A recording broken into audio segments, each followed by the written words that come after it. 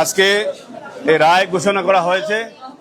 এই রায় ঘোষণাতে দেখা যায় যে সাইফুর রহমান তাকে আদালত মৃত্যুদণ্ড দিয়েছেন।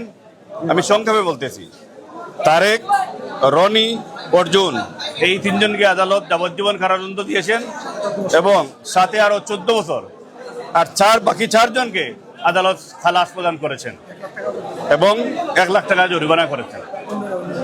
আচ্ছা, এখন আমি বলি আপনাদেরকে যে ডেসপাইট অল দ্য অডস, এখানে অনেক বাধা বিপত্তি এই মামলাকে তৈরি করতে বাধা বিপত্তি অতিক্রম করতে হয়েছে। আপনারা জানেন এটির বিশেষ রাজনৈতিক দলের এইসব যাদের বিরুদ্ধে আজকে ব্যবস্থা নেওয়া হয়েছে এবং যারা খালাস পেয়েছেন এটি রাজনৈতিক দলের কর্মী।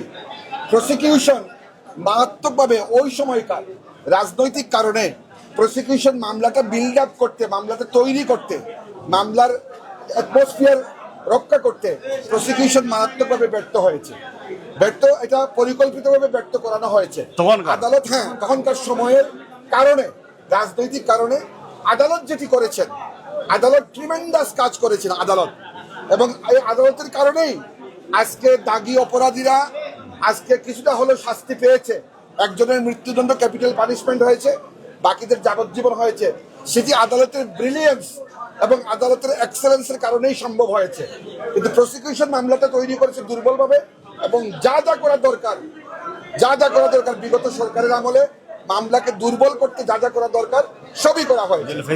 কিন্তু অত্যন্ত সৌভাগ্যবান আমরা, আমাদের আইনজীবীগণ, আমাদের জাজেস সবাই মিলে একটি চাঞ্চল্যকর, একটি লোমহর্ষক ঘটনা, মানবতার বিপর্যয়কর ঘটনা, সিলেটের ইতিহাসে একটি জঘন্যতম ঘটনার জাজমেন্ট যাই হোক আমরা পেয়েছি।